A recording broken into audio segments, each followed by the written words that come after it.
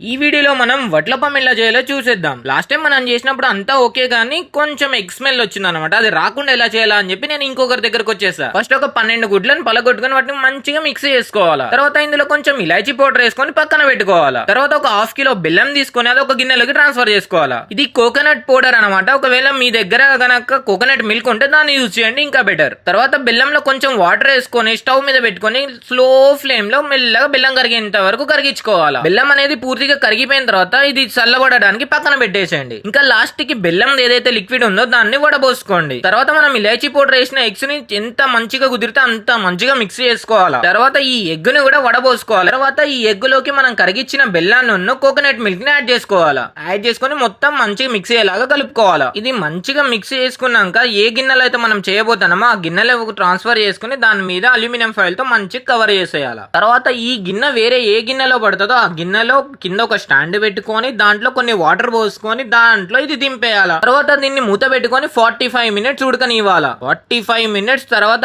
Open చేసి చూస్తే మన వట్లపం రెడీ. నిజం చెప్తున్నా, వేరే అంటే వేరే లెవెల్ వచ్చింది టేస్ట్. మీరు పక్కా ట్రై చేయండి. ఎగ్ స్మెల్ అనేది కొంచెం అంటే కొంచెం కూడా రాలేదు. ఇలాంటి మరిన్ని వీడియోస్ కోసం మన ఛానల్ ని సబ్స్క్రైబ్ చేసేయండి.